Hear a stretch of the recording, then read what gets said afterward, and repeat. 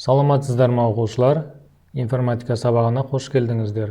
Бүгінгі біздің өтетін тақырыбымыз ультрадыбыс датчигі. Бүгінгі сабақтан үйренетініміз ультрадыбыс датчигі және ультрадыбыс датчигін қолдану. Ультрадыбыс датчигі дыбыс толқындарын жіберіп, қайтып келген сигналдарды оқитын және нысандарды тауып, оларға дейінгі қашықтықты есептейтін құрылғы.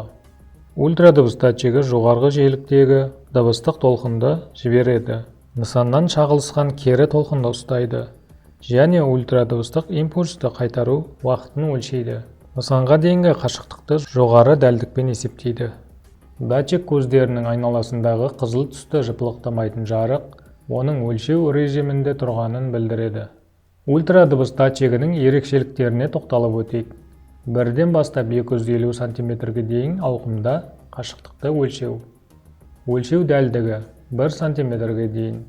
Қызыл түсті жарық сигналды беру кезінде үнемі жанып және эфирді тыңдау барысында жыпылықтап тұрады. Егер ультрадыбыстық сигнал анықталса, датчик ақиқат логикалық мәнін береді.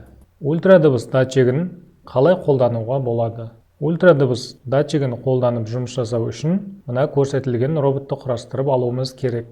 Роботты қатесіз құрастыру үшін оқушыға арналған Lego Mindstorms Education EV3 программасын ашамыз. Программаны жүктеу үшін мына сілтемеге өтеміз. Және осы көріп отырған видеоларымыздың астында сілтеме бар. Сол сілтемені басып, жүктеп алуымызға болады.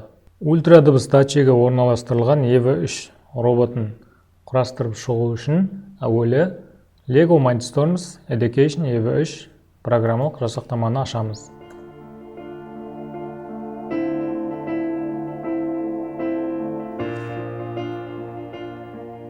Біздің бағдарламалық жасақтамамыз ашылды. Төмен қарай түсеміз. Мына көрсетілген батырманы басамыз. Және бұл жерде мына батырманы басқаннан кейін міне осындай терезе пайда болады. Алдымен білім беру роботын құрастырып алуымыз керек. Яғни мына көрсетілген роботты. Одан кейін барып құрастырылған роботымызға ультрадыбыс датчигін орнатамыз.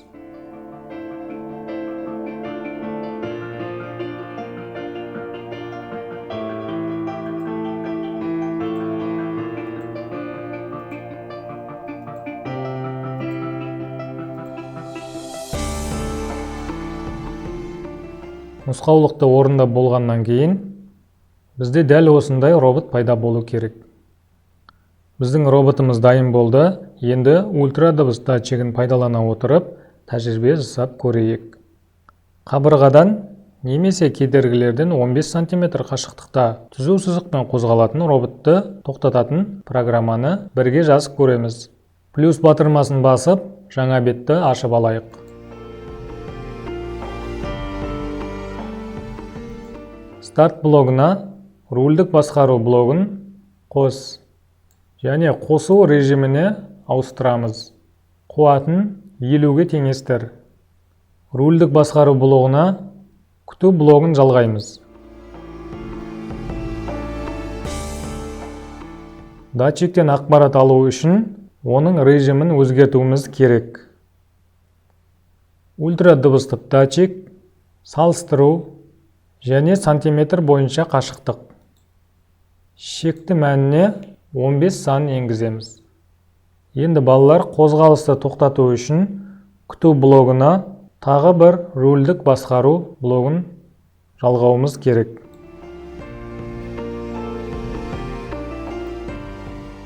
Моторларды тоқтату үшін өшіру режимін қосуымыз керек.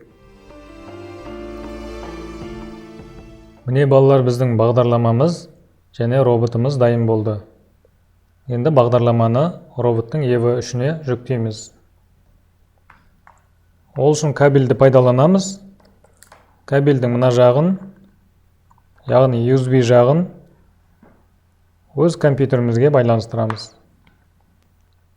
Және кабельдің мына жағын EV3-ке байланыстырамыз.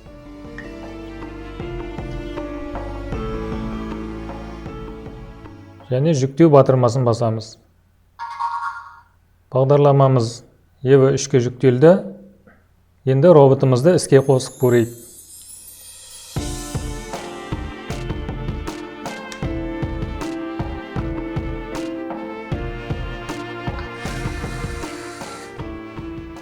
Міне балалар, роботымыз құрылған бағдарламаға сәйкес жұмыс жасап тұр. Және қабырғаға 15 см қалған кезде тоқтап қалды. Және бір байқап көрейік.